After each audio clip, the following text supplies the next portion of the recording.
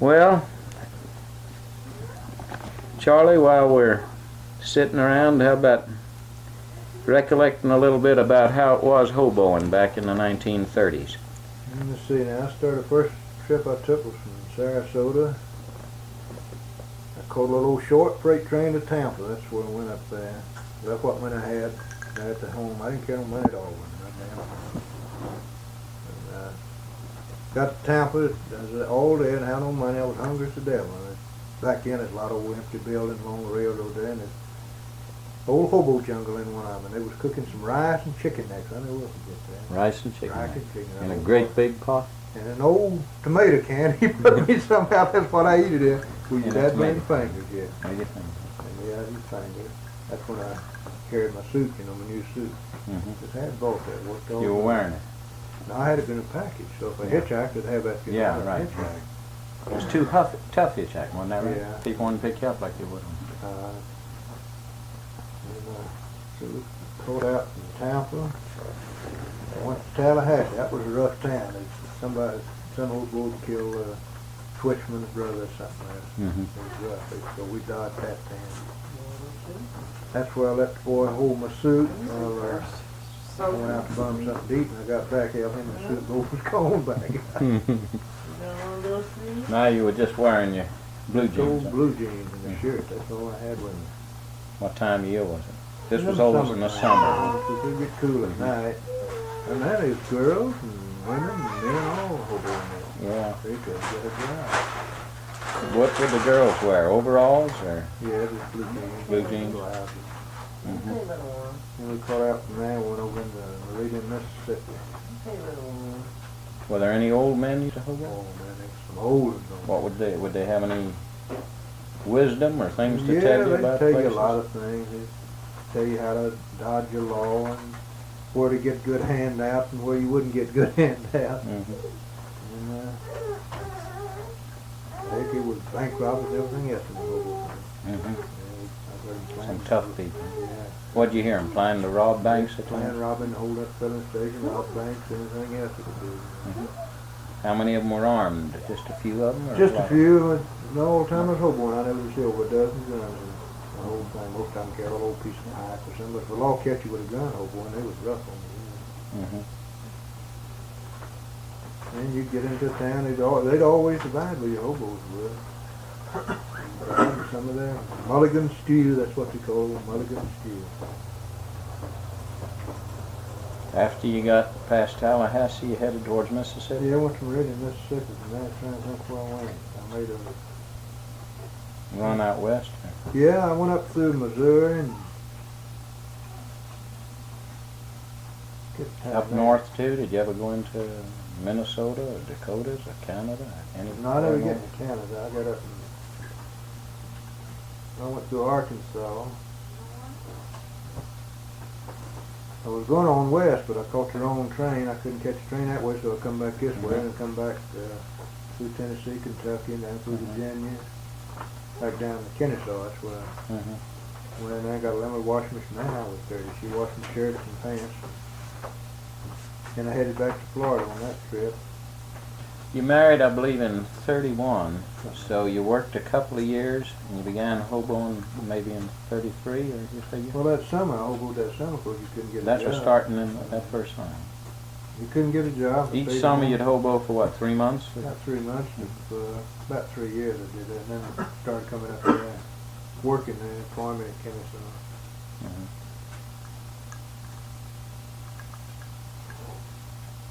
Anything else about your hobo days that you remember? Or the people you met? Or First trip I went on, I was scared of everybody I saw because I heard so much how they kill you and all that and rob you, and I didn't have to be robbed by it. Were you ever bothered? Anyone ever attack you that you didn't bother? Attacked or bothered me. Did you meet people of every nationality? Were they black and white both? Black and white, and Italian, German, and there was some of them couldn't even talk English. You meet all kinds of people. Veterans, Mexicans, I guess. Yeah, veterans. And old men. Yeah. Educated men, I guess, at times. Even some college educated men. Yeah, a lot of them. Couldn't get a job. School teaching, everything else. And they always shared with you. Oh yeah. They tried not to let a man If starve. they'd go out and bum something to eat, they'd bring back and divide with you. Even though you just showed up, maybe. Now we'll forget this one old boy. I don't know whether he's telling it for the truth or not. He said he went to the yard to a woman's house and told her to give him some salt. Now he might just been making that up. She asked him what he wanted. He said, "Well, I want to put on this grass here. I want to eat some grass. I'm so hungry." He said, "Well, so go around the backyard. We've been throwing the dishwater. Says be a little tender around there." I think he's just telling that for a lie.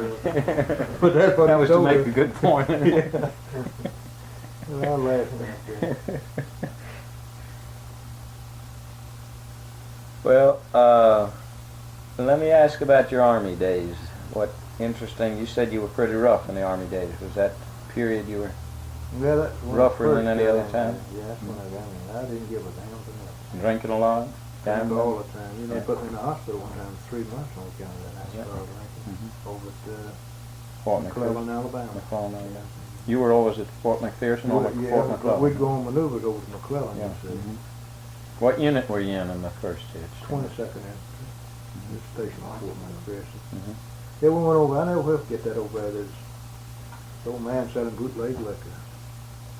And me and old Albert Killebrew used to Yeah, I go remember. buddy. Yeah. So we got him, and he had an old hog rifle, and he got that hog rifle. He sold us some liquor, and it was rotten. He got that hog rifle. He told me to shoot him if he didn't pour that liquor. He was eating some peas. Made him pour it in a bowl of peas, eat the peas and the liquor too. Now, who was that? Old Killebrew. He made you see that the man that sold him bad whiskey drank his own He whiskey? made him drink it, eat it with his peas. So did his peas, old dried peas he was eating. You made him eat a whole bowl of it. Poured a pint of liquor in Between the there. two of you were pretty mean in those days. And then he had a gallon of liquor. We take it back to camp and sold it to the soldiers. You poisoned the rest of them. Yeah, it was rotten liquor.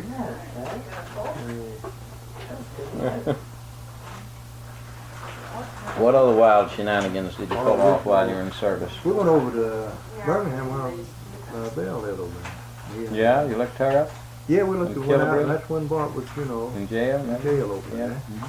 And we went to a dance over there. No, Killebrew woman was Bernard. Art Bernard was with me. Mhm. And we went to, they had a square dance uptown there. Me and Belle and old Bernard and everything. And he just got roaring drunk. They were having a hog calling contest. And he was gonna call the hogs instead of calling the hogs. He got out and said, "I'm a little pig. Oink, oink, oink on me."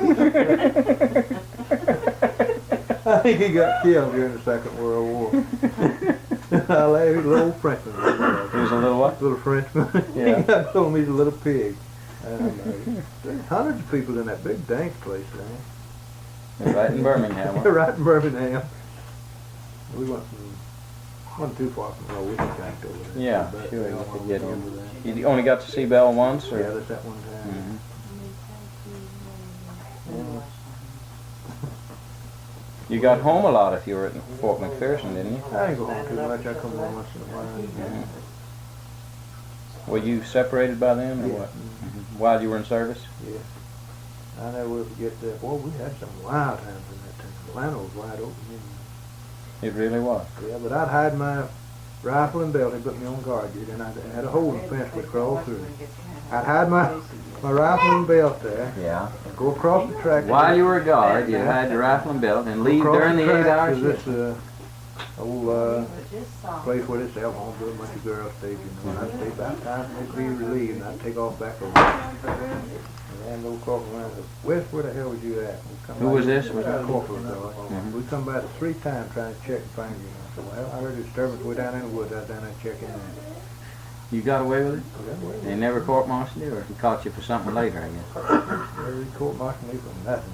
Well, you got away pretty well. I got away with everything.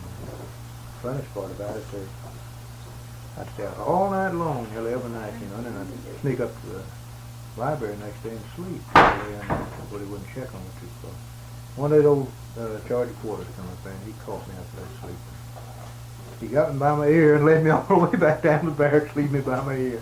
They were rougher on you if they caught you. Oh, boy. What, did you get a KP then, or everything? He said, just for that, the big parade ground, said, "I need you to run this lawnmower, one of these old hand-pushing lawnmower, over the parade ground." So I did. I ran across the other side and shoved it under the porch and took off town.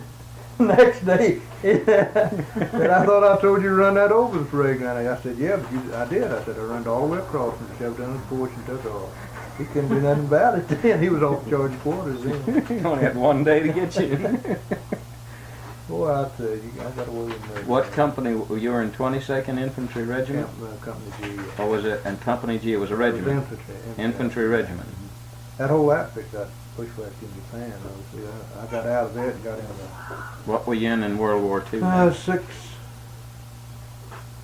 Sixth Infantry. I think it's a Texas outfit. A division, 36th Division. That was Texas. Yeah, right, an infantry division, yeah. That's when you were in France. Yeah. Mhm. Well, that was What happened to you there? yeah. Did you get wounded there? Or? Yeah, I got wounded up on the Rhine right before I got to the Rhine River. When did you join the 36? When See, I went in as a replacement. overseas, you joined them where? Where were they when you joined them? In France or No, it was in Italy? what's the time to think it? Naples, Italy. Naples, Italy. And What we year pulled did you up join? just before we got to Rome, they pulled the 36 back, And you and we made invaded the invasion over in France. southern France, Southern over. France. Yeah. Went all the way across France to the Rhine River. Hmm. And that's where'd you get hit? It just caved the wall in on me, man. What, a tank? No, 88. 88. They told us to dig in, and this old boy he didn't even get scratched during the whole war. We dug up foxhole, Mm-hmm. some old cordwood there, and logs and things, and I was covering mine up. I said, come on, man, it happened. Oh, hell, said, they ain't gonna shell that shit. Let it go. And about that time they started shelling, he went right under where I had my cord with. Didn't hurt him, but all them rocks come down on me. I couldn't get under there, you see. Had some of a gun under there that didn't get Did they scratched. hospitalize you? Oh, yeah, he carried me from How much rock got on you? Big rock? all them big, you know, the big, yeah. great big boulders what they build them Yeah. walls with. It mashed my hip, that's what bothered me, and my back. The hand be gonna put in a claim for you again? I don't know, as long as I'm able to work it probably. Just step on a hard floor, that's what bothers me. It's funny, boy, they put me on the plane there, carried me to Paris, France, put me on a plane, carried me to Marseille, and took me off of that train, and put me back on there and carried me back to Paris, put me on a plane and flew me to England. To a hospital? Yeah, in the hospital. You were in hospital all this time or Yeah. walking all the time? No, hell, they had me on a stretcher. Stretcher on. Put me on a stretcher on the plane. Hmm. Carried me And you all stayed in the way. England the longest before you came back to About us? 3 or 4 months. Did they bring you back to the States or did you join your No, outfit? they put, When did that station happen me- to you? Yeah, In 44, I guess, huh? They stationed me with the 3rd General Hospital in Mississippi. Where was that? That was in, 3rd General Hospital. General France. They shipped me back to France to, Your replacement? stationed in the hospital. There, and then Had you ever cooked before? You were a meat cutter, is that what they mean? They give you a cook they rating? put me in a baker, baking cakes and things Yeah. like that, and cooking stuff. They saw a meat cutter, huh? Yeah. And, Had you, let me go back to your working history. You started out, then we got caught with hoboing. Now we jump from one army, peacetime army, to wartime army. But when you came out of the peacetime army, then what happened to you? What year was it, do you remember? see, what did I went to work in at, what is that, what it was? Fruit Growers Express, that's right. Fruit Growers Express. Yeah, that's one of the horse worked for.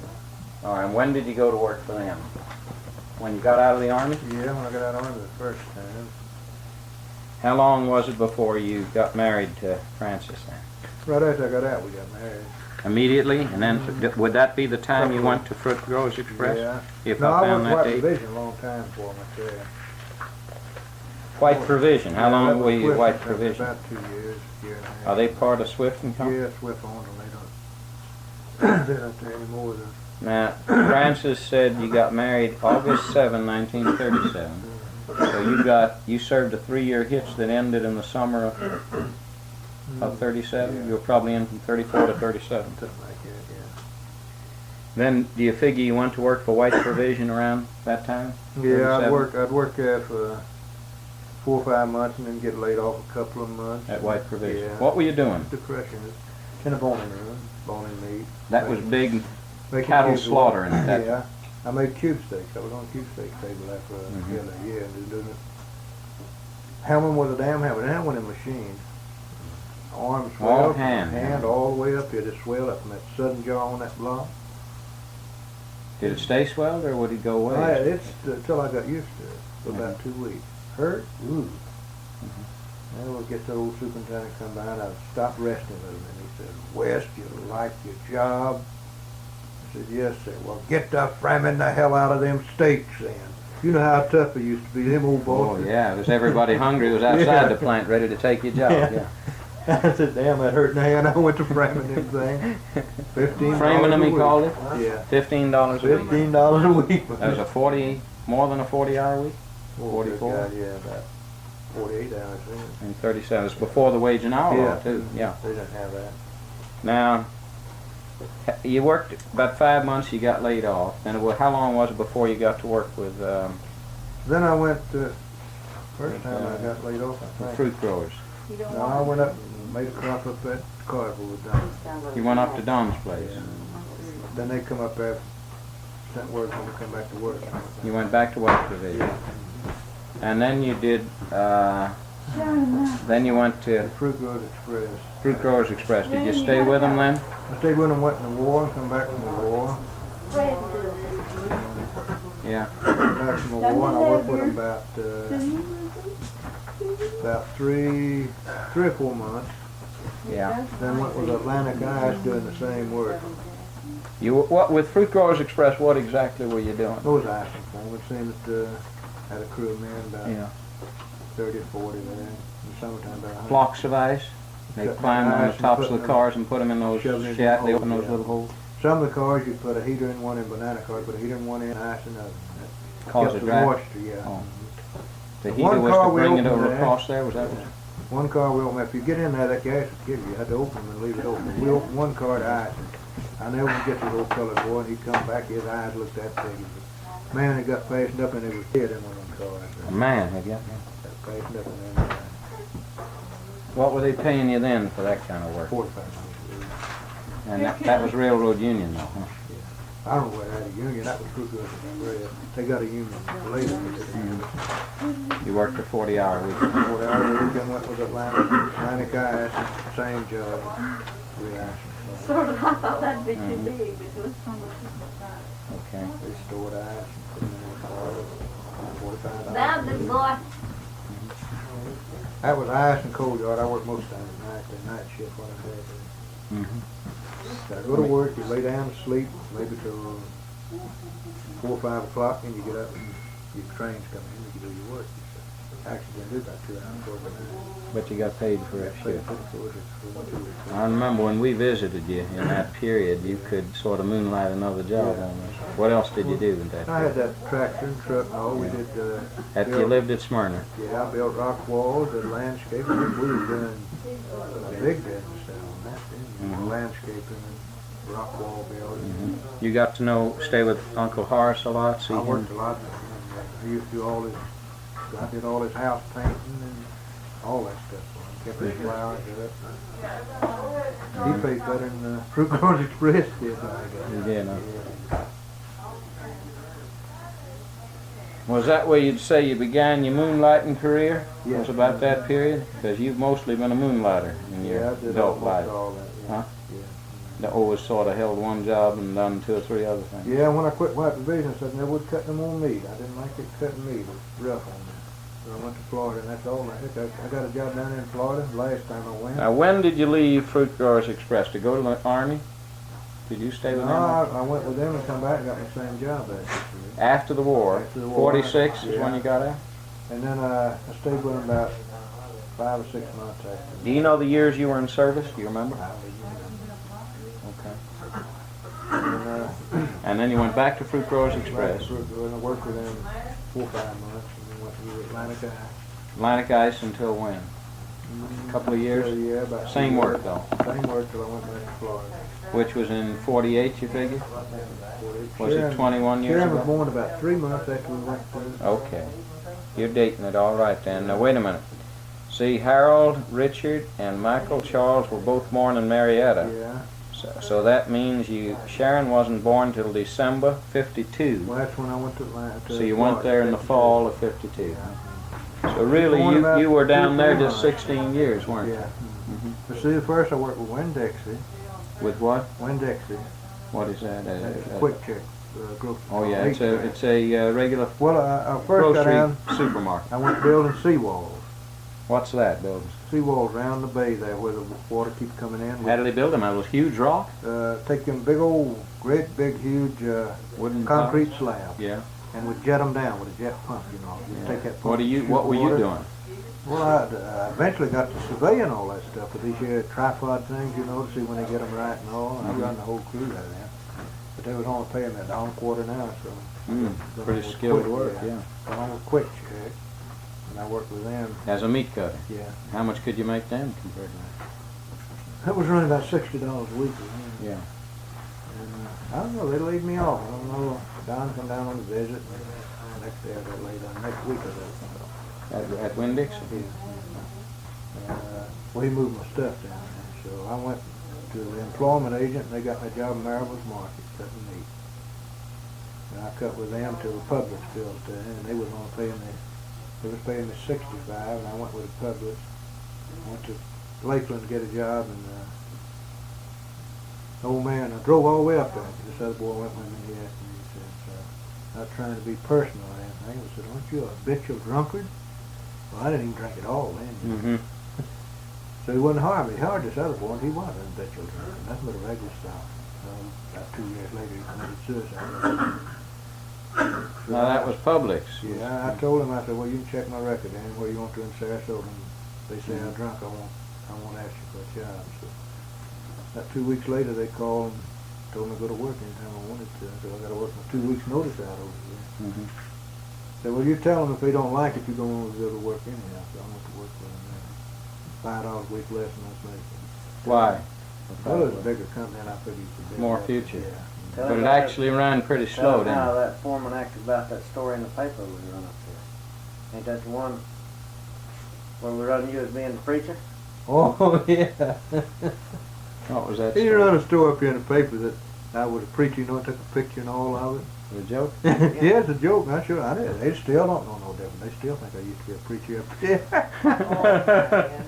And somebody took a copy of the paper to this guy that wouldn't hire him because he was drunk, and then he apologized to Charlie. Oh, you deliberately ran a story then to show that.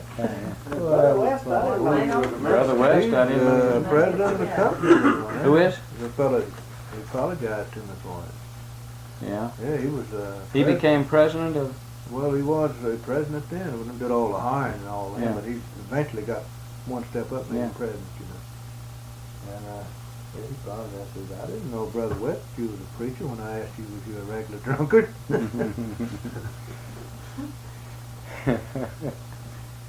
Now listen, tell me about some of the pranks. Brother Don did become a preacher, but I think you and he must have pulled some pranks. And you were the only two Yeah. boys in the family. What kind of?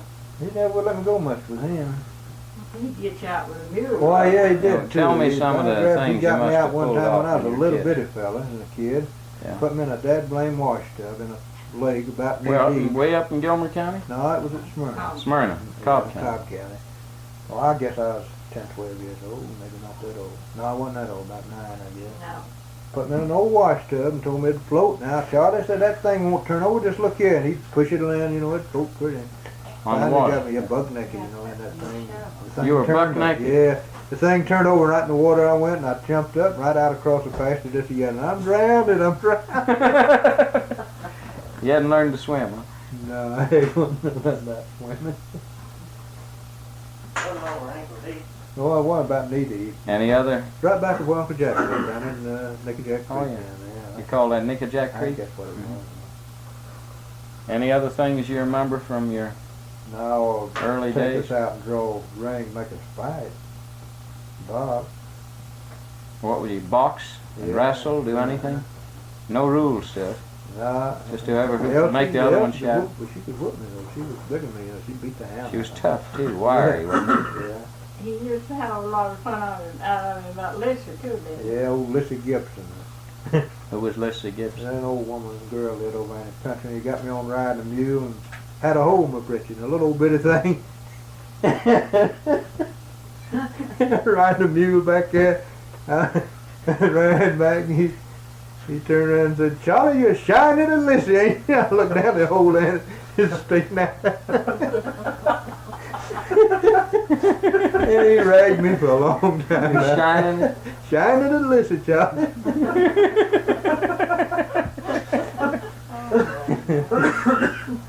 How old were you before you had any store-bought underwear, Charlie? Good gosh almighty, woo. Were you in the Army? No. When did you first? Before I went to the Army, I bought some, that's right. Couldn't have done it hoboing. No, I just went down to Florida there. Yeah, those celery pickers taught you to Yeah. wear store-bought underwear. Yeah, working on seven. I forgot to ask you that one, Mama. What? When was the first time you saw store-bought underwear? Man, you're nosy. Yeah, that's right. It's Well, B.I. knows I it. guess I was grown. Well, that's scarce, buddy. Everything was homespun, you know, and underwear You was used to not. make Mama, Buddy, them that blame little, what they call them? Damn it. Yeah, they'd come up around here. They could sure hold Well, some. little Old bloomers? soda crackers, wasn't it? Little bloomers? Hell, I made them. Yeah, Mama makes You made them out of flour sacks? They didn't What? call them bloomers, what do you call them? Oh, that was bloomers. Long bloomers. Had rubber around them, come up above the knees. But she wore them down below. When was? How old was Buddy when she'd be wearing them? Did How was you- you in the How old was you? About 4, 5, 6, something like that. No, you was going to school. Now, what'd you do? Stuff soda crackers in them, buddy? Papa had typhoid fever. Oh, And hell, soda cracker was a treat for us then. darn She it. must have slept in the kitchen and got us Well, some. that was. She run around that little Filled that smokehouse one. with I her. bought the last box they had in the Ran around store one. on Little Saturday. smokehouse, still that smokehouse there. And I had to wait till. Fed the rest of your soda over crackers. Sunday till I She could was get eating her some soda more. crackers. Somebody caught me, who knows? Some of them caught you out behind the smokehouse to eat them. I wouldn't give them to her because I just had enough to do her daddy Sure. till Monday. She sneaked them. Shows Threw 'em you. back up to the You never think a person like that could grow up and be responsible now, could you? Be hard to believe. Am I? Yeah, you're pretty responsible. She's responsible? Well, back in when you hear of a kid like that, you'd think, well, you could never trust them to have a child and raise them, you know, or anything. Yeah. My God, they That's get so more moral than a critical. preacher when they have a child. Well, Charlie, what else do you recall? Because you're the one that had different experiences. Maybe something else about your hoboing or your Army life, or Not too much. working on those jobs. After a while, you were working just to retire at Publix because that's all I did. they weren't advancing you properly or giving you a break. And compared to what you started with them in 1952 at, you could have been making twice as much at the end of this one as they were. That is always telling me, look what we do for you, look what you do for you. Well, Yeah. they'd send all these young kids there because I'd train them how to cut meat, you see. Yeah. And they'd send them to the store to work with me, and I'd teach them how. Well, I'd always take up for a kid. Mm-hmm. I had more trouble than that's one reason I didn't go nowhere. I just raised hell with them. So they get a young kid, and send them out to clean grease traps and stuff like that. I didn't go for that. Mm-hmm. I'd tell them, hell, rotate it. Let everybody clean the grease traps. There's no way to try to teach a kid to be interested in cutting meat. And he didn't like it. I even told he's supervisor now. I told him he's the dirtiest man I ever worked for. Is that the one that Harold's got trouble with? No, he's Harold's supervisor now. Stood right in front of the case, and I just told him just what I thought. I said, now, if you want to fire me, fire me. I don't give a damn. I just tell you what I think about you. Thought he was a dirty man. Huh? We when I was in the cattle business. Oh, he stole you blind, huh? Yeah, I told him.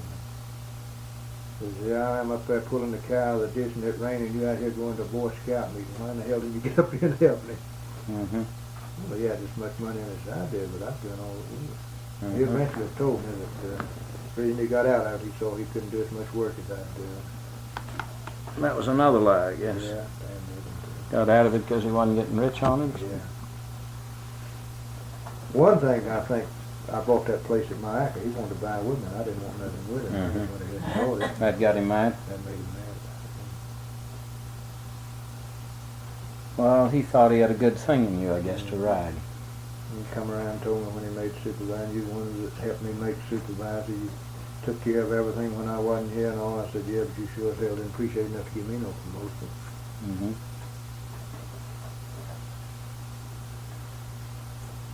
Well, Harold Edwards stays on. I don't know whether we're on that 10 years there. It's hard to Well, say. worth- Edward don't talk like he'll stay on, but Harold does. Harold talks like he'll I stay tell for you, the his 10 pension they years. give you is and not then- too much either. It's No, but about he 800 says- a year, and what the heck He is that? says what's changing since you left is the scales rising Yeah, well, steeply, they're paying and that now. sets your pension rate. Yeah, that'll set his So that pension he rate says more. you got robbed because as soon as you left, the scales jumped Yeah, up. it went what up the to rate- 310 an hour, I think. Mhm. But only 270. Well, and it's going to go much higher because the It'll building go, trades. they got, and I saw, everything. the last boy I worked with, the only one was ever white and half decent until he showed me the rate, what it will go to, 569 an hour, what it'll eventually go to. Mhm. And the reason they're going that way, because they're trying to Unions, keep the yeah, unions are If coming in. They unions- see the way the unions are coming. well, when I worked there, I'd go and I told them, I said, hell yeah, I work for the A&P at night. I said, you don't pay me enough, I'll go over and work at night. When I work 11, 12 o'clock over there with them. Mhm. Now at A&P, you were in a union shop or what? There's a union, yeah. I went to the union meetings there. Mhm. Well, I had to kill them when I told them that. They couldn't get butchers and they wouldn't fire me for it, because I knew they Mhm. would. They'd get them, but they wouldn't weather them, they'd get them. But that last man I worked with up there, he knew how they treated me and all. He said, you just don't know nothing on them. He knew something on the big men, that's why he was staying in. That's the reason he got married. Mhm. It's a dirty rat race, isn't it? That's all it is. Advance ahead. The only good And thing he knew you something got. on, he knew something on the big- president of the company. Mhm. They caught this one market manager. He'd buy fish. He'd buy $50 worth of fish. He'd turn a $100 ticket in, and they caught him. Mhm. They fired him. Oh, you mean a market manager gets the right to buy from local Yeah, he buy producers? from a local. He was buying a $50. He turned in $100. Mhm. But he knew that the president had been running around on his wife and all. And he told him, "All right, fine, I'll go tell your wife everything I know about it." They put him right back to work, gave him another store. Mhm. And I didn't know that just before I quit. Lloyd told me, he was my manager. He told me, he said, if you want to know the reason they put him back, that was there. He knew about as much as that whippoorwill out here. Huh? Well, that explains big business anyway, how it Well, works. that's where 9 times out of 10 it works, you know. Mhm. I used to tell Butch that. I said, it's not what you know, it's who you know to get up with this thing. That's his marriage, I tell him. Well, Charlie, what else do you remember about some of the kids in your childhood? Any other pranks you pulled? No, not too many. Except I never did know, nobody never did tell nobody. I was taking a yellow jacket next to county yellow jacket, putting them over in, what that old man used to cut lumber there at Kennesaw? No, I cut it over towards where John lived. Jordan? Oh, Sure, yeah, George, yeah. George, yeah. You know, he would hold over and had that church with me and old He was a Bjorn. what? Holder over. Yeah. Me and old Bjorn Wiggly made it up. We'd get some yellow jackets and crawl on that church and not hold under that and take the lid off, stick the thing up and see You if they did got that, religion. didn't you? We did that too. God, they never did. You They did that. put us under jail for this. They got the Holy Ghost, didn't they? Boy, they got more than the Holy Ghost. They really went wild Boy, in them yellow jackets got we ought to have been killed for it though. Yeah. They got stinging in with little devils. The Wiggly boy. Yeah, old Bjorn Wiggly. Well, now tell me about the baptizing down in that creek. Didn't you have some baptizing on that Kennesaw place? Yeah, Buddy knows more about that baptizing. Betty was the sort of baptizing expert. Yeah. She did a lot. When the snakes were there, remember, they wouldn't baptize. Yeah. They'd be They afraid. damn a little old creek up and wouldn't get go muddy in. to death when they get in there to baptizing too. Old red They'd clay. souse them under. Shove them right on under there.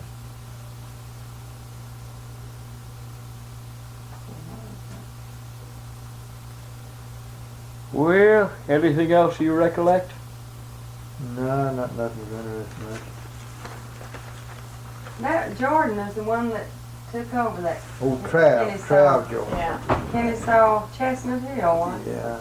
One Ah, more, wasn't it? Bob Hale's brother finally got that, you know. Did Jordan sell it? Yeah. Well, who? Don had it first. Don got it from Papa and traded it to Jordan for a sawmill then. Yeah. That old sawmill carried to Carsville. Then that old man Hal in Chattanooga When did bought Don it. buy Cartersville? Randolph. Yeah, Randolph Hal. When did Don buy the Cartersville place? In 1938, I drove you up there to it, but how long had he had it? before that. About 1937. Yeah, he brought it before he was born. But he never used that sawmill. We didn't saw, I bet we didn't saw 5,000 feet of lumber with it. Just sat there and rotted down.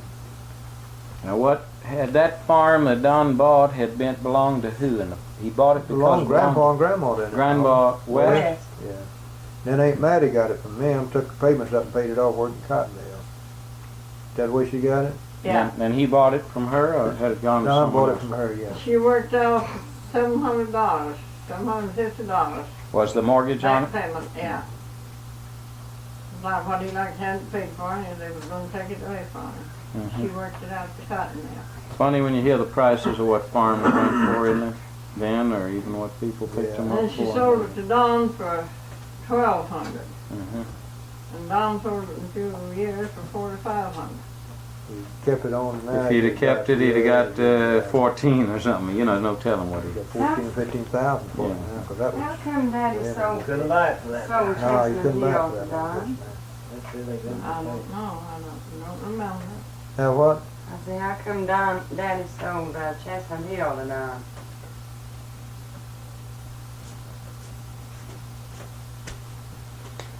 I don't know, I don't remember. I know I dug up there on that well there. I know, That was crazy as hell. I go down and put a dynamite in that thing, put a fuse in, light it, and climb out there. Was that Chestnut Hill you dug the Yeah, well? that son of a gun had a Gone off fast fuse early? that blowed Yeah. me right on out. there was solid rock. Solid Oh. blue granite. I drug, Up to the time is up in the sky. yeah, I dug, I You guess, know that song, huh? 10 or 15 feet through that granite, drilling with Mhm. dynamite.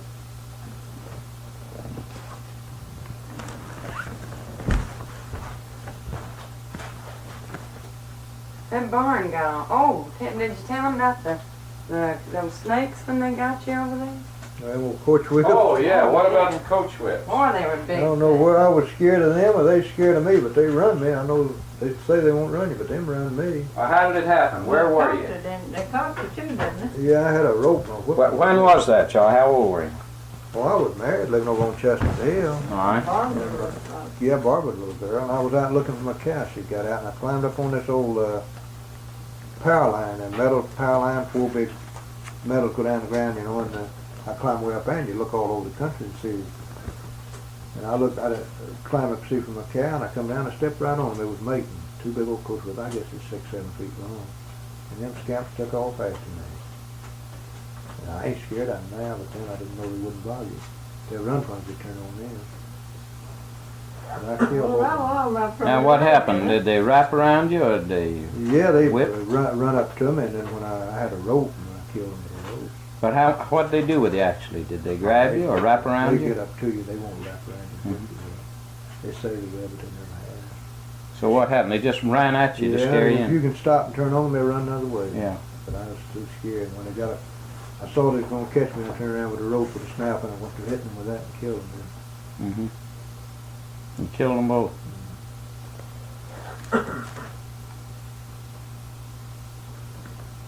That's where I tied a mule down on the branch and by the leg, and it come up a rain, the branch caved in, went to get the mule, and he's drowned to death. The mule was drowned right at Chestnut Hill? Yeah, I had more sense than tying a mule by his foot. I don't know how come I do that. Tying by his damn foot, and actually couldn't get up when he fell over when that caved in. He just sat drowned by grass. Paid $100. That's during the depression. That's big money, you know. Yeah, yeah. Most of your money was in your mule, like a new car. Yeah, $100 for that old mule when he drowned. Then I dug my well up in Carver, paid down his $100 back. Oh, you borrowed it. I borrowed money from him to buy the mule. Dug that well, $1 a day. Then I worked on this farm for, I think he paid me 75 cents a day on the farm, $1 a day digging the well. Was that the year you went back to Kennesaw after you got laid off at White Carter. Provision? It was a Oh, Carter. you want? Was up there, yeah. See, we moved that log cabin off of Chestnut Hill up there, and I put it back together. That's what I lived in. I built it back up there. And you lived up at I Cartersville? lived up in that log cabin. And you made a crop at the Cartersville? Managed to put a little log cabin down there. Well, where was it you were living when you were working on Don's Douglasville place when you got I hurt lived in yourself? Smyrna. So that was around 48 or 49, 50 something in there when you hurt your leg? Yeah, that blame thing like to cut my whole leg off there. See, it's Oh, yeah. See there? You were up on the roof Up on the roof, right at the putting edge. in new rafters or what? No, I was putting decking on, you know. It Mhm. sticks off over the edge, and I'm Yeah. going along with a saw, big old 10-inch blade. I think we bought that from you, didn't we, Rudy? An old guard on it. Guard is tore off of it. And when that board fell over like that, it pinched the saw and kicked it right back in my leg. You almost bled to death. Huh? I bled there before we got to the doctor. Who was there? Were the others with you? See, me and Don and old Buck King. And where'd they take you to? They carried me to Douglasville, and he sewed that up, didn't give me a shot. Hurting like the devil anyhow. And I told him, I said, you just like him, a damned old army doctor. Well, son, I'll tell you, I used to be an army doctor. I said, I thought so. Then put me on ambulance, carried me to Crawford Long. Not Crawford Long. What was that? Navy Hospital. Right in Veterans Hospital. Veterans Hospital, right in out Atlanta. past Atlanta. Out past me. They took all them stitches out. It got infected then. I had to put a tube in there to drain it, sewed half of it up. And then I had to wait. How long were you in the hospital? I want to say about 3 months. And I had to wait 3 or 4 days and sewed the rest of it up. Every hour for about 6 days they give me a penicillin shot. This was while you worked for Atlantic Ice? Yeah. That's how- They paid me. They paid me about 4 weeks after I was in there. It was nice. Old man Pop Parrott was the boss, and he just did it just like he did my job and just paid me, but they finally caught up with him and he had it quick. But they was nearly a year that I didn't work no more. You were out about a year? I had just very little money saved up, and I was all gone, and some church in Smyrna there would send her out $6-7 worth of groceries a week. That's what we lived on. Well, I got up. I went on crutches. I'd go around and pick up junk and sell it, junk car and stuff, where I made money to get by. That's how you and me came to appreciate character. And I know what junk is. I done got You know it what that junk far. is. Huh? Don't you wish you'd known what junk was early Oh, enough? What about that? We'd hauled all over the country all the time. Well, you're in the same shape about those church people, too. Remember when I got sick, buddy? Oh, yeah. Lo and behold, I was laying there flat on my back, out of work in the 3rd month there in Greensboro in the Army barracks with those kids, and in come a preacher and 4 of his deacons, and each of them carrying a bag of groceries. But remember, Me not believing in nothing they believed in, and set it all down. you had a liquor bottle and I was Yeah, I putting mean, a I was- candle in. Yeah. Setting up That was on the roof. only nice decoration besides Coca-Cola bottle for chandelier was this bottle of whiskey with a candle. Well, candle wasn't in it. No, They they, kept they looking probably, at they that kept looking at it. They didn't know I'd used it Boy, for a that candle. was rough, though, you know. Yeah. A solid year that I didn't get no work down there. Well, and you had you had 3 of the kids, I guess. No, Two, only- you had 2 of them then, didn't you? Just 2. Where was that, in Florida? No, I was in When he was in Smyrna, the time he hurt his leg, I knew up on the roof there. That almost decided you about going to Florida? Yeah. Were you unable to go to work, or you couldn't get back to it? I couldn't walk. Was I that was on crutches. I finally got, well, they told me I never could walk, never could bend my knee no more. Jeez. Still bothers you, doesn't it? Yeah, it bothered me. What had you severed? Nerves as well as muscles? Well, it cut this bone in the middle. You know how a blade's round like this? Gee. And it went in, I cut that halfway into it. And that old Dr. Douglas didn't clean that bone out. It was all in there. Oh, yes. Lucky the VA people Yeah. got a hold of you. You might have died. The treatment had to give me them penicillin shot. That's when I was in that hospital when I met this butcher's uncle. What was his name? When he got killed? On that car wreck, old Tom Mayhem? Mahan, yeah.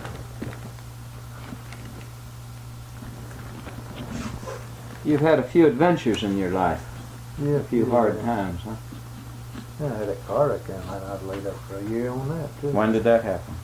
I don't remember what year, but see, they took all these muscles. I still can't, that's all. I In your know. right arm? Yeah. I mean, when did it That happen? was Where were you about a working? year old, wasn't I was working White Division. Huh? Edward was quite about a year old. Year old. Yeah. See, they took all this muscle out of him here. See, How much feeling do you have in there? No feeling at all with it. So if you cut yourself with a I knife, you cut wouldn't know myself it. right there, I wouldn't even know it. But I picked Edward up, Francis, I broke her jaw and put them in the ambulance, and I don't even remember that. I was knocked out. All I remember when I was in the Grady Hospital, and this old colored war boy come in, and I turned over, looked at that man. He was laying there dead, looking right at me, right in the face. You know how the eyes was. He come and said, "White man, turn over! Don't look at that man. He done dead." Oh. Good. You're looking God, right my at whole him. arm was done blue, and they were talking. Who was the other guy from the wreck too, or? No, he was a tree had fell on him, and I could hear him talking about, well, I guess we'll have to cut his arm off. Shoot. So when Francie come in, I said, "You get me out of this damn hospital and put me in another hospital somewhere." So she put me in Crawford Long, and they started working on my arm. So you cut your right arm in the wreck. Yeah, You got your what hip crushed? and my right hip, Your right hip crushed in and the the war. left knee cut. Your left thigh, actually, wasn't it? Well, it was above your knee, huh? No, that's right in. Right at your knee. Right in. Into the bone. Yeah. You got the crudds in addition? You got any other See, troubles? what else did I get? Yeah, I got a hole knocked in my head there at Kennesaw in school. Old boy slipped up behind me, knocked me in the head with a rock. Old Blake Skelton. Blake Scott. I never will forget Papa going over and telling his dad about it. What did he tell him? Oh, he raised hell. Who was Blake Skelton's dad? I don't know what his name was. Where did he live? Lige on him. I like Yeah. Skelton. Yeah. Yeah, that blame rock that big come up behind me and go, wow, right in the head. Knocked a hole in your head. Knocked me out, yeah. His scar's still up there at this place where he hit me. Then I got a scar on the heel when I had that red glass running all the way through into my throat there. One had cut my jugular vein. Mm-hmm. That was just too damn mean to get killed. Well, you look like you're in pretty good shape. Your mustache is always, it used to be bigger, I think. That's where he swallowed a mule, and that's the tail hanging. That's what left out. Huh? That's what makes him look the only one of the boys that looks like. Wear that mustache. Do you wear it as big as your dad did? No, he wore his a little longer and a little wider, I think, in mine. Yeah. He wore his wider. He always shave around here and leave his mustache. He never wear a beard in that mustache. And you said at one time he kept a razor. He always kept a razor very. He kept a straight razor, just sharp. He had a razor. And he shaved with a yeah. straight razor. That's all he ever shaved. Did he Particularly shave one every time. day, or did he skip? No, maybe once a week. Sometimes He we just shave liked that off. shaving. No, once a month sometimes. Sometimes he'd let his daughter. One time Did it he look come like a in. beard? Yeah, Yeah. all over his whole He face. peddled in Austell, full of vegetables there. I tried to get him to shave on Sunday and he wouldn't do it. So he Yeah. went to Austell on Tuesday, I believe, or Wednesday, Monday or Tuesday with the load. And this woman comes to the door. She looked at him. She said, well, I don't know your name. I don't know anything about you. And that's her daughter. Oh, damn, if I was your wife, I'd divorce you and I'd make that. Charles. She didn't shave this. Hey, Bill. head off your leg. No libel in that thing, right? I see none. No. Mama, talk so I can see what your voice level's like. Well, I don't want to talk. Oh, come Talk on. too much. Okay, let me hear you. Well, now this Scream. Okay. Yeah, scream. That was great. Okay, that made me to move. Now say pig, oh pig. Call a pig. Well, the church is telling me about the pig. Yeah. Listen, Mama, while we're Charlie's had to go and take off for Hiawassee, and I wanted to ask you about your father Kim being a JP. Could you tell me what you know about that? Very little. Well, did he serve in that? Oh, yeah. He served and he would, people would go to him with one fellow oil debt, the merchants mostly. Some of their customers getting debt to them and they wouldn't pay. Well, they'd bring the papers, they'd sue him. They have to go to the bailiff had to do that. They go to the bailiff. He was in lower brackets and the justice of peace. Go to the bailiff and he'd notify these people and bring them into court. But Dad didn't like to do that. He knew most of the people that were sued. Some of them that he knew could pay if they wanted to, but that regardless of their ability to pay, if they just didn't want to pay, he'd give them a chance. He'd go and tell them what was going to happen. and what they could do to avoid having to pay what they owed and the cost. And they'd usually come across and pay it. Go and pay the man off, and What That's district Sunday. was he JP for? Carter. And do you know if it was for just one term or for several? Oh, several terms, several years. I guess. What, those were like 2 or 4 year terms? I guess 6 or 8 years. Okay. And Did he perform any marriages at the house? that you Yeah, recall? he did. Anyone in particular? that you know? Once he married John Walker's daughter. She was, well, her and my cousin was, they went together for a good long while, and her daddy liked him pretty well for a while, and somehow or another, he kind of got out with him about something. And What was your cousin's name? Walter West. Walter West? And Walter West. John Walker's daughter was?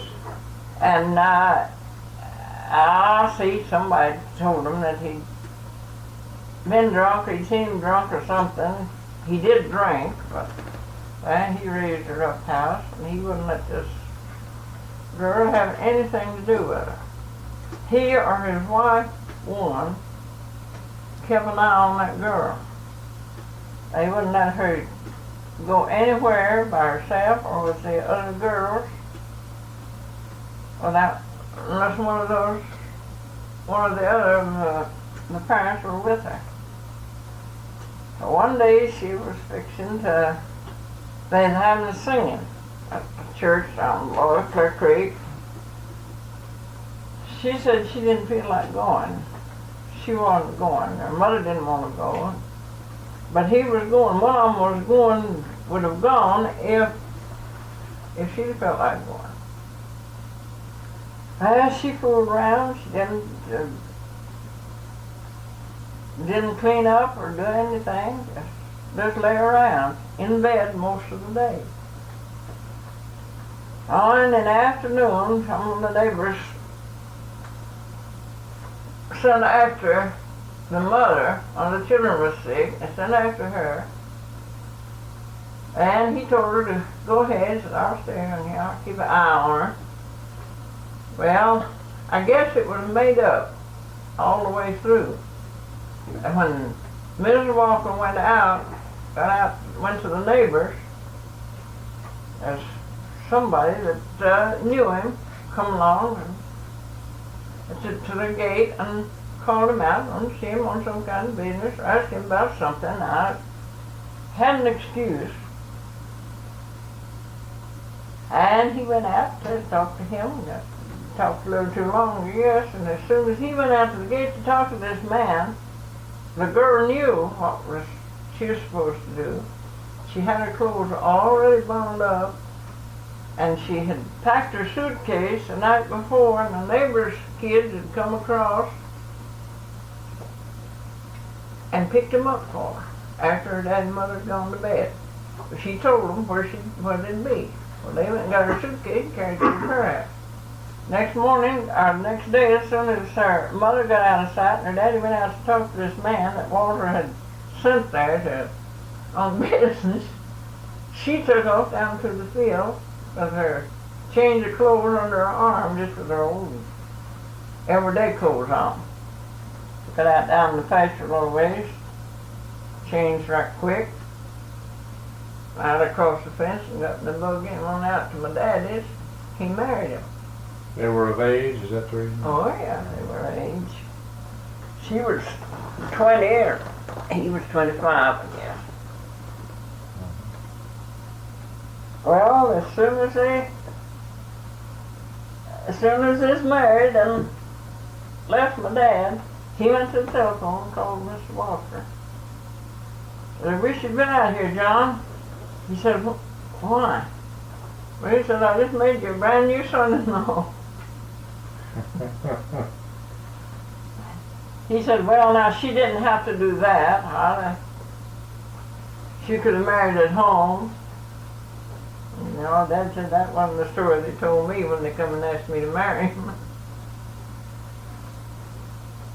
Well, that ended that, and then he married. Were there any other people you remember him? Yeah, he married another couple that I remember. I guess he did a lot of that I didn't pay attention to him when I was a kid while he was just a beast. I never thought anything about it. This is after I was grown. He married several couples. I don't remember. Brownlow Reese and Beulah Southern. He married them. What Southern was that? Beulah.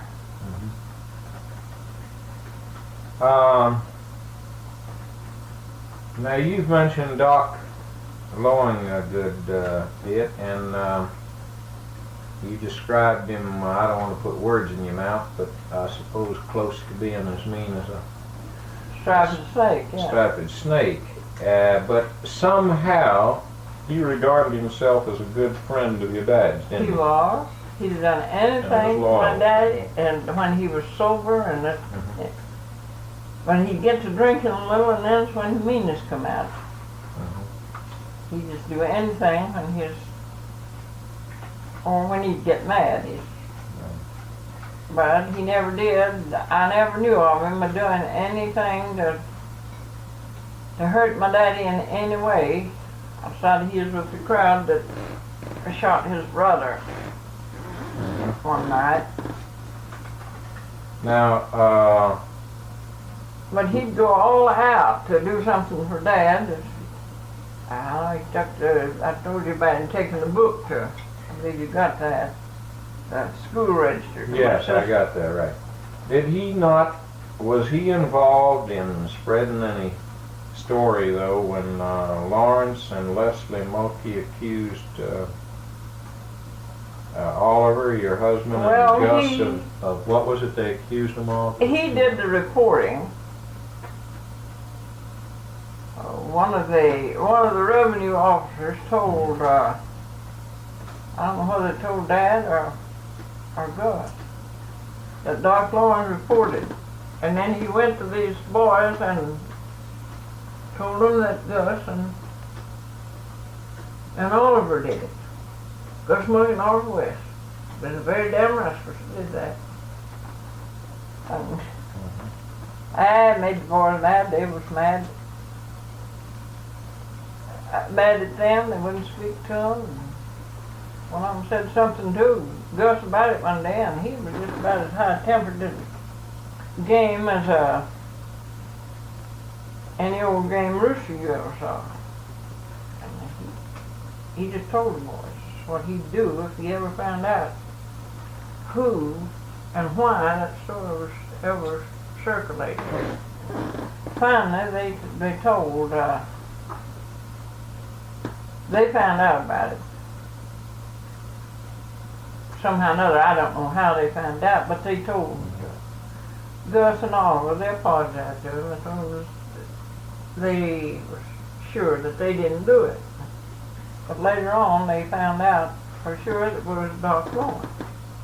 Now, Doc Loing was not an informer normally, so he would just do it out of meanness, or? Yeah, just was one of the things.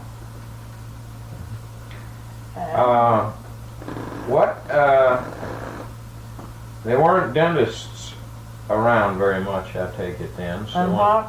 There were not any dentists around to speak of? Well, after I guess I was grown, there was a dentist, Dr. Hunter, would come to LJ on court weeks, every court week, in May and October. And then there's the court weeks were about 2 weeks apart. There's Jasper and Pickens County Court. Was just Where did he come from? all from Atlanta. And his name was Hunter. Hunter. Well, he'd come out there, he'd stay there, get him a room in the hotel and have his little office fixed up. And people would go in and have the dental work done. Did you ever go to him? Yeah, I had, This was after you were married? no. I had 2, 4, 5 teeth filled at one time. How old were you at the time? I guess I was about 16, 15. What do And you those fillings remember? stayed in my teeth, as long as till I had the teeth pulled. Really? And they were sound when I had them pulled, but I had fire around my gums and they Really? was giving me trouble. What do you remember Really? about his equipment or what? About him? Oh well, he had a few little drills and a little something set up here that he worked with his foot to drill your teeth out. You had electricity to push? No. No? Oh, And how did the drill foot work? power. Well, foot power with a belt. You know. Was it like a foot treadle, like a sewing machine? Yeah, You worked his foot yeah. in order to get it going? There's a pedal down here, and then it come up here with a little band on a wheel down here, and come up here and went under another wheel, it connected with a drill. Mhm. Well, he'd pedal out, and that band would pull the wheels around, and he drilled the pull out of an old tooth. Yeah. Mm-hmm. He made a good bit of money. It wasn't too expensive either. He filled my teeth. I think Buddy, is Mike already left the skating rink? 50 Is cents. Mike already left the skating rink? How much? 50 cents. For how many fillings? Two. 2 fillings. One I think put a Buddy gold filling took up it up here. there. The gold filling was 50 I think cents. Buddy took it up there and And was gonna two give it for, to him. I put in the, I think it cost, Dad paid him $1.50 for filling the 5 teeth. They left, Including about one 30 gold minutes ago, filling. one up there. $1.50 for 5 fillings, including 1 gold. I went to the skating rink to get Donna. What about the way your teeth were pulled normally? Would that be done at home? Would your father pull teeth? Well, maybe Well, they'll all leave it the there and then bring the meat on. people, when all the first teeth you shed, Okay, I'll take care of it. Dad pulled them, and he would pull teeth, but he had a pair of pullers that he made in the blacksmith shop. He made them Yeah, I for, got a, when they he brought lived, the they year he brought lived them with back old in. man Burleson on the I think mountain. he took it on, over there to give to Mike. He had the He's back at toothache. the skating rink. And he said, you, They took it up to the skating Dad rink said, to if I give to had Mike. some pullers, I could pull, tooth pullers, I could pull that If tooth they for made you. them.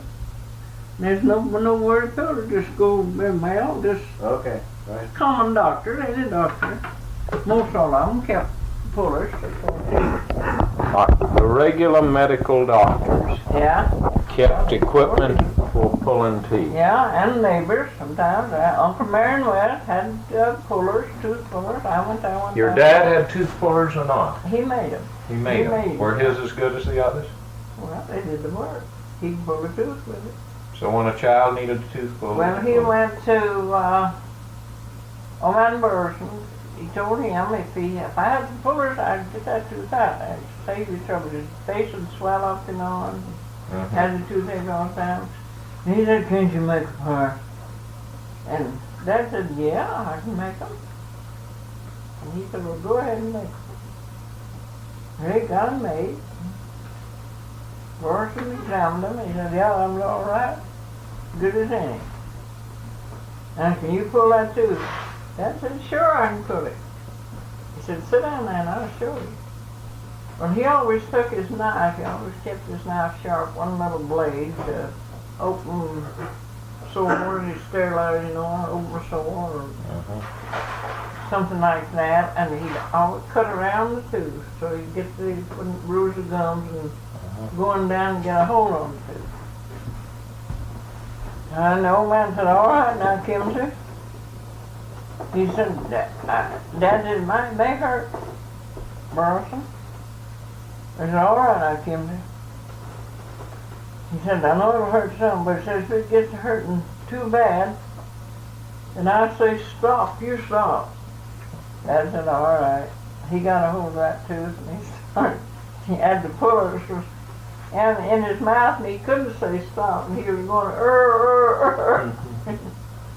Got it out, Dad said, did it hurt? Yeah, why didn't you stop? And I told you to, Dad said, you didn't tell me to stop. I know it, you had them things in my mouth, I couldn't tell you to stop. What were they shaped like? Were they shaped like pliers, but I better thought for something grasping? like, a little bit like pliers, but they were They didn't have this up here, they They kind weren't of so went fat, like they that tapered. and low.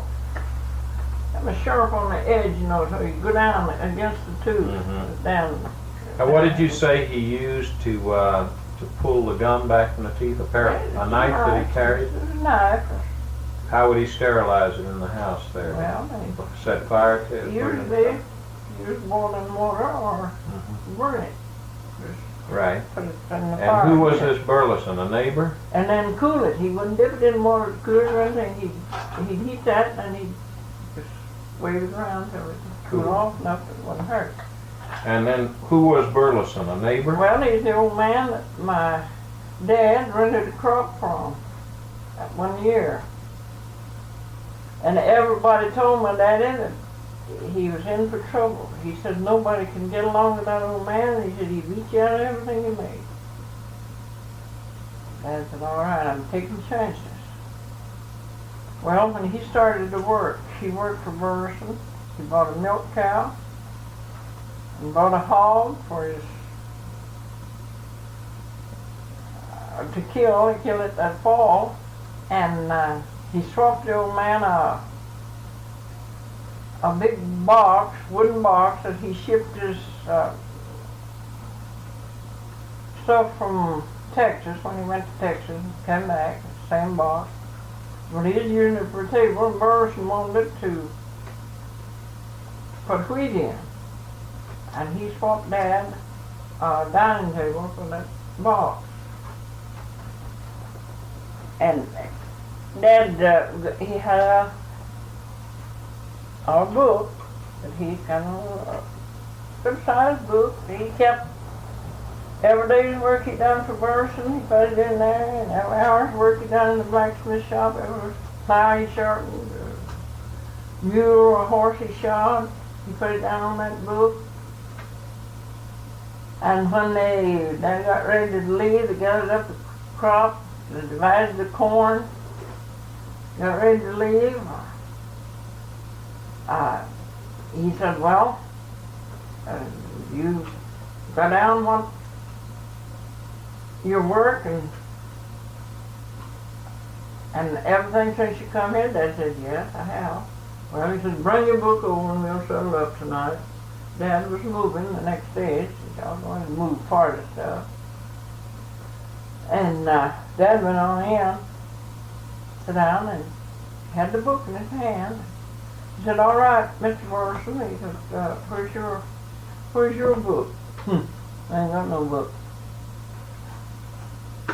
He hadn't put down a thing. And Dad counted up and told him how much he owed him. He itemized everything that he had bought and everything, every day's work, every hour's work that he'd done. And he called it over to the old man. Huh? He said, I guess that's all right. I guess that's you got it right. He hadn't kept one day, hadn't made one figure on his own. He took Accepted your chances on- father's books, right. Yeah, that's the way they settled. And Now, where did he live in relation to you, Burleson? On Bird Mountain. And when you say he kept a crop for him, he did a crop for him, what do you mean, when was this? What age were you? I wasn't born. This was before it Yeah. was before Kim bought this 160 acres? Yes, That you sir. remember? He bought it that year. Oh, and so this was when he was married, maybe? Or he was single and just returned to Well, Texas? he had about 5 children. But he still didn't own his own place at that time. He sold the place he owned. He owned a place down right out from where, you remember the Hope place? I told Yeah. you where that Hope house was. Yes. Out about an old road about a half mile over there. He owned that place when he married. But he sold it, and he took all the money that he got out of the place and what he sold to take him and the family to Texas and back to Burnt Mountain. He had $100 for that money. That was what he had. He didn't spend that $100. He got down to come over on the Cardiff Cay side Mm-hmm. Billy Allen was over there. He run a grocery and dry goods store. He loaned that $100 to Billy Allen on the interest. And he went to work. He worked out everything they eat, him and the family, and paid for a milk cow and a hog. Now, did he? And Burleson owed him some when they settled up. And when he went over on the mountain, he had enough to pay for the place. What Burleson is this? What's his first name? Isaac. Isaac I Burleson. believe it was. Now, people said he would beat you Oh, out of that's what things, they told Dad. but when your father dealt with him with a good set of records, then he was easy to deal with. Well, he didn't know anything about the records. Burleson didn't know anything about the records. I see. Dad just went ahead and put down what he'd done and expecting Burleson to do it. Yeah. Well, Burleson hadn't done it. Well, but it didn't equal what people had said about him. Well, no. He was not hard to deal with if you kept corn. correcting He bought all of his corn for bread from Burleson.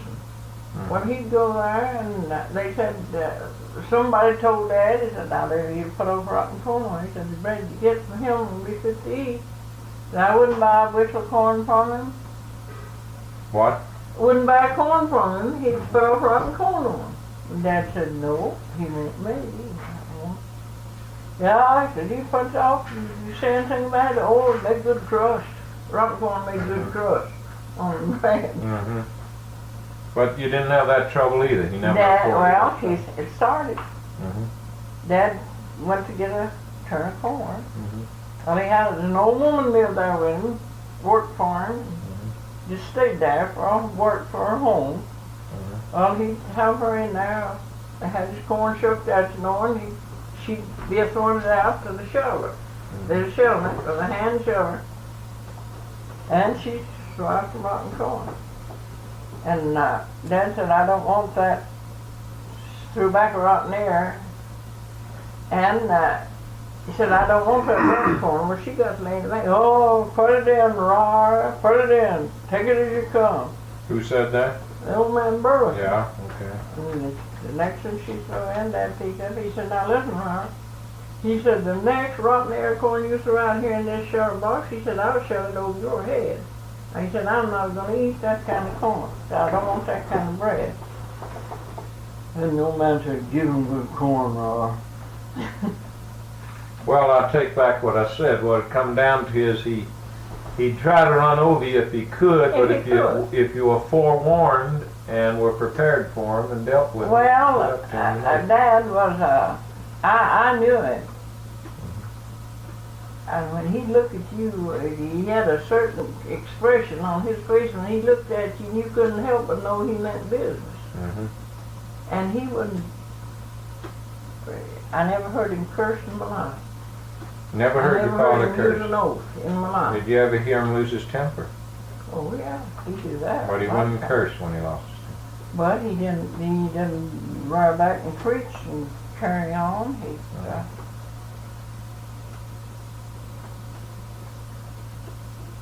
And when we like to go places, Uncle Ben lived around, Uncle Wash, Uncle Bob, and Uncle Aaron West, pretty close to us. Well, we'd go and say, Dad, can we go to Uncle Ben's tonight on Saturday night? No, you haven't got any business going. He didn't raise, he raised 10 to be grown. He never raised one until after they was grown they'd argue with him, after they was grown their own balls. I never one time said, why? Why can't I go? You won't let me go nowhere. I just never did do that. I didn't think it would do any good. I just let it go. Well, and if he told me to do something, he just said, now you go out yonder and clean out that chicken house, get that chicken litter out, rake it out under the, I would say, make another one do. yeah. Well, times have changed, you'll have to admit. Let me ask you. When he told me to do something, I knew I had that to do, or try it anyhow. Let me ask you, when you said merchants sued, who were the merchants you remember? Who was in business? Billy Allen, Albert Allen, Bill Team, Martin Team, and Team is spelled T-E-E-M. team. T-E, What were those two teams you just named? Martin Team. and Bill. Now, a merchant in those days, you mean not in LJ, that out in your section? Out in the country stores. Country stores, where were they located? Was there any on Well, the that? one down at Dyke, the post office down there. Who was there? At Dyke, down on Clear Creek, is where Team that was. Now, what years are you speaking of when you refer to this? Lord, I don't know. No, I mean roughly, at what age were you when you remember those years? It was about 18 and 90, I can remember it. In the 90s when you were 10 Yeah, years talk old? about it. I know he went to old man Bill Teams once to buy some cloth. Mhm. And Team was- he asked him, he got some one time there, 10 cents a yard. Mhm. He went back and said, I want some more of that cloth. Mhm. And he said, all right, but I can't let you have it at 10 cents. It's 11 cents a yard. So I sold it to you too cheap. Oh, he said, Bill, you can. He said, you never know the difference. Nope, can't do it. Well, he said, now you measure, Bill had a broad thumb, you know. He said, you measure that off. He said, every time that you measure off a yard of cloth, he said, you hold your thumb in there and measure the knock off the wedge of your thumb on that. He's just kidding you on that. He didn't care about the 1 cent difference on the yard and the cloth. And the old man didn't say anything. He said, I'll be losing money. Well, he measured that cloth. He said, oh, no, Dad bought, I think he bought 10 yards. And when he took it home, and I remember that, he told my mother, he said, I want to measure this. He said, I'll get that old rascal. Did like I told him to. He told her what he said. Well, she said you had no business doing that. You knew he'd do it. And he measured the cloth, and the 10 yards, there's 10 whips of his thumb missing. When he went back, he said, Bill, you didn't put, he said, you didn't, I paid you for 10 yards of cloth. He said, I didn't get 9 yards and so many inches. Said, you told me to measure my thumb on it. Now, Bill Team was located where? At Dyke. And where were the others? Near that you Clear named? Creek All Church. The other one was back over on the other side. What was his name? Allen. What He else? had his store, Billy. Mhm. And Albert Allen had a store out near Crossroads, Crossroads. Cartacay. Near Cartacay. Yeah, it went by the name of Crossroads until they divided up, and it was Cartacay was a district, and they had the Cartacay post office at it. There's no post office there when it first started. It's where the roads crossed. Mhm. That was where the road from Burnt Mountain The came into the Dawsonville elevator. Elevator road come back down, and along from Tickenetley to Burnt Mountain. Okay, crossed. Oh. That's right. You notice that when we passed that Yeah. over there, the road, I showed you the old road we used Yeah. to go. Well, that connected with the road just straight across that other one on the other side. Then Billy Allen, you mentioned him. The Martin Team. No, where was Martin Team at? Martin Team was, well, he was out at Dyke. He was Bill Team's father. Mhm. Then he later moved to LJ. He had a big store in LJ. And then who else were merchants out in there in those years? that you- Well, back then, it was just Albert Allen and Billy. Yeah. They were brothers. Well, about 3-4 miles apart. Yeah. The stores were. And they And were the King. both located over. One at Cartacay and the other one back up, well, about halfway from Cartacay to Ebenezer, I guess. Mhm. And which one was halfway? Billy. Mhm. Billy was about halfway from Cartacay to Mhm. Ebenezer. Any Well, other they were merchants? brothers and they worked together. And, Yeah. and Billy got one on this side, and Albert got the other side, Mhm. on the other side. Were there any other merchants? Well, not around there. There was no merchant in closer to Well, Birch down Mountain to either. Oak Hill, Uh-huh. about where we passed that church, Yeah, right there right. was Carter Case Church. On below that was a store. Stephen Burrow run it. Uh-huh. And he kept the Oak Hill post office. There's a post office at Oak Hill. There used to be a post office on all the way, every pig trail through there, and it ever rotten stump, a hollow tree. All right. Now, do you remember, were there any lawyers, or were they all over in Ellijay? LJ. There wasn't any out in the country. And nobody's names occurred to you in that period that No. people talked about. But you do remember doctors' names, the Oh, merchants. Bart Cox in LJ was a lawyer. What was his name? Bart Cox, Back when you were a little girl? yeah, and Mark Cobb, They never came And out into your area that you Jack know of. Pinson was a sheriff there at one time. Let's see, I didn't know. Oh, Penman. Penman was a sheriff.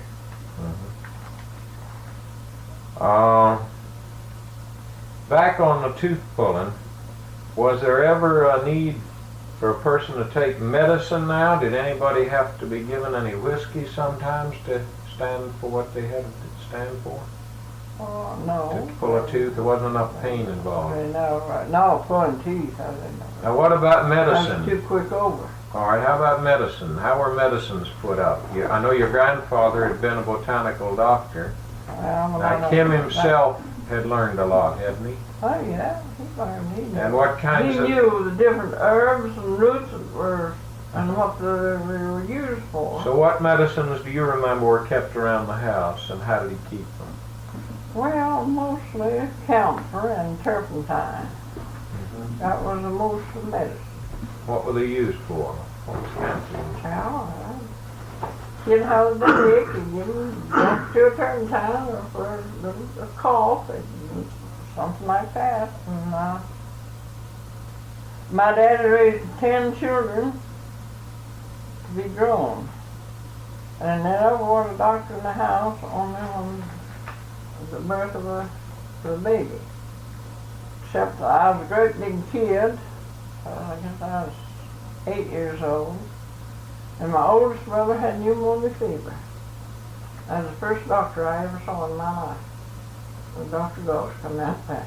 And who was your brother? Charlie. And I remember that they wouldn't. The doctors didn't know too much then, and they really don't know too much now. Yeah. Not as much as they should. Yeah. But they wouldn't give. Now they wouldn't give him water. He was just burning up with fever and begging for water. Yeah. 2 or 3 spoonfuls of water. Dr. Ghost said, don't give him more than 2 or 3 spoonfuls of water. Yeah. Well, he was there one night, and what's my brother? What did he do for him? Getting better. He gave him some kind of medicine. I don't know what. Just a little water and a little Some medicine. little soups and rice and stuff like that. That's all he'd let him eat. Well, one evening late, there you go. One of Dad's horses was sick, or cow or something. And Mother was out at the barn helping him, and I don't know where the other kids was, but I was in the bed where I was left to guard him. Charlie, he couldn't get up, couldn't raise up on the bed.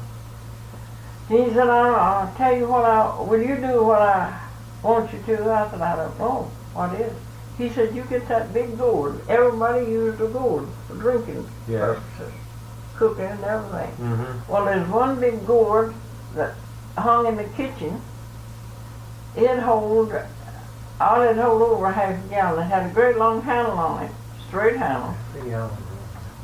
And some of the boys had bored a hole in the end of the handle.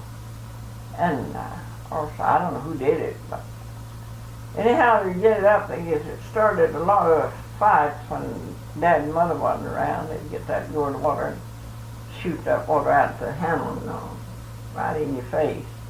He said, you're going to get that gourd in there, a big gourd, and go to the spring and bring it back just as full of water as you can get it. Well, I went on, crazy like, and brought it in. This was after the doctor had seen him.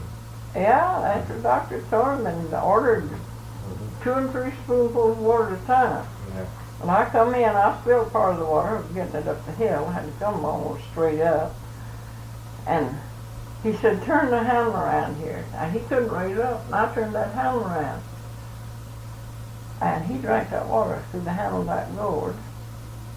And he drank it pretty fast. He said, now go and put the gourd up. I said, don't tell Dad and Mother about it. I went on, I never said a word. I put it out. Well, the next night they was out again. This was your oldest brother, Charlie. Yeah, and Was He he still said- running a fever? yeah, he was better than You might have helped him knock the fever out of He it. slept that night. Yeah. He slept, and so the next evening, I did the same thing. He asked me to go and get him some water.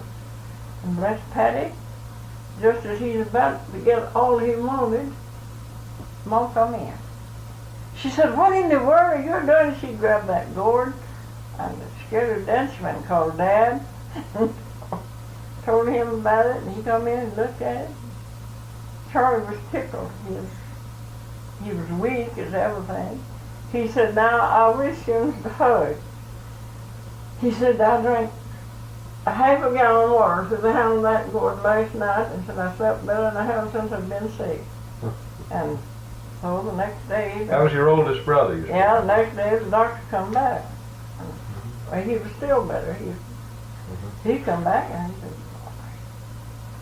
been a big change. He said, I don't know. He said, that I must have hit on the right medicine. Dad told him, I don't know whether it's the right medicine or the water. He said one of the children, he had him to bring a gourd of water. He told me he drank a half a gallon through the handle of a gourd. And he said he really slept good that night. But he said, I wouldn't have slept if I'd have known he'd have got that water. And Dr. Doss said, well, I guess that's what he needed. He didn't raise any ruckus about it. He did. Well, how did your dad, you say, use turpentine for Yeah. colds and coughs? What did he use camphor for? Well, a lot of times my mother would give it put a drop of camphor and a little warm milk and give it to the baby with a colic. And rub it on for sores,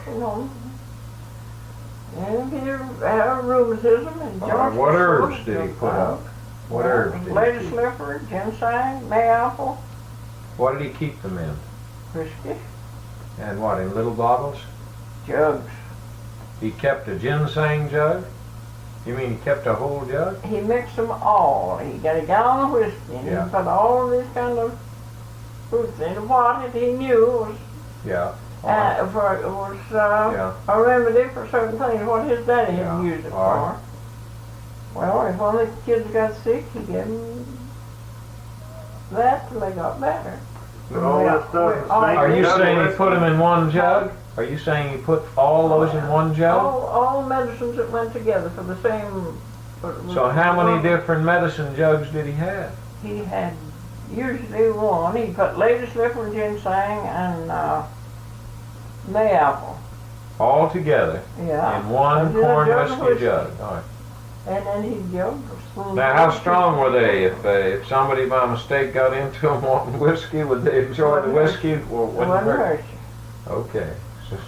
You could eat ginseng. I believe that all was day. why people drank so much whiskey. Then they're drinking good Yeah, herbs. We didn't help you too much, though. You could eat ginseng all day, Good. and it wouldn't hurt you. It wasn't poisonous or anything. Why do people collect it so? Or No, the lady slipper Well, was. it was $20 a pound. yeah, I know. Why? What are they doing with it when they get it? Well, it didn't cost that then. What do they use it Free for? for the digging. Most of it out of this county. goes to China. The people in China, oh, that's why they're selling it today from this. Well, you remember it, Lower Middleton. Oh yeah, and I know up in Yes. near my home they're ginseng hunters. Well, there's a fella, Arthur Young, lived over on Booktown. Yeah, we got that story, right. And he had a half acre in ginseng, and he had some roots in there as big as my arm. Right. Yes. Now, was that all the medicines that Kim kept Oh, up? no, he used rattleweed, black snake root, Samson snake root, button snake root. Didn't he keep any of these roots dried out? Or did Oh, he keep sure, them all they mixed dried in out. whiskey? At a certain time of the year, that his daddy always gathered, Oh, and he would go out the same way. and he learned the uses of the different kinds. Well, didn't he keep some of it separate for separate things? Oh, yes, some of it he would. He'd keep it. He always had whiskey. I guess his whiskey, if they hadn't thrown it out and he left at Jack's when he died, he always kept whiskey. Well, It was the best preservative too, wasn't it? Yeah. Well, his father used whiskey in his medicine because he couldn't keep it otherwise. It would spoil. And lobelia is the little weedies that used to grow out here in the pasture. I haven't seen any of it in years. Well, when Dad had typhoid fever when he was about 14 years old. Well, typhoid fever, you can't fool with that. You eat something at the wrong time, you're a goner if you don't get something done for you. Well, he wanted apples. And it was in the early part of the summer. Boy, there wasn't no apples ripe. And they'd get an apple that grew the year before and give him just a little piece of it. Actually got to where they could let him eat a little. And he'd beg for more. And Grandma told him one day, he said, now, Julius, quit worrying me about apples. She said, it won't be long till you can eat all the apples you want. And he said, how long? Oh, she said it won't be too long. And he kept on till she told him a number of days. Well, he counted them days on his fingers. He counted them, kept up with the days, and when he reached that, if it was 18 days, when he reached the 18th day, he was able to get up and creep around. And he went down below the house and poked apples, these old hard apples. We always called them hog apples. They never was fit to eat, but that's the only ones he could get. He got them apples and poked them in his shirt down his sleeve. His shirt was buttoned here. Went back up to the house. He said he thought he never would get back to the house. He's so weak. Well, he sat down. His teeth were sore, his mouth sore, something. He couldn't bite the apple because they're hard, I guess. Well, he beat them apples on the rocks on the chimney. Began soft enough to eat them and chew them up, and I don't guess he chewed them much. And he ate 18 of them apples. What's that big around? Green as rice. And it wasn't but about 30 minutes till he was beginning to go wild. Grandpa was gone. He's out on a call somewhere. And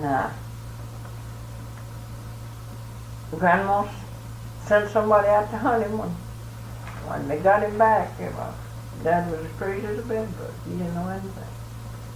And he examined him and he said, what has he been eating? Grandma said he hadn't eaten anything unless what we've been feeding him. He said, that won't work. He said, he's eaten something.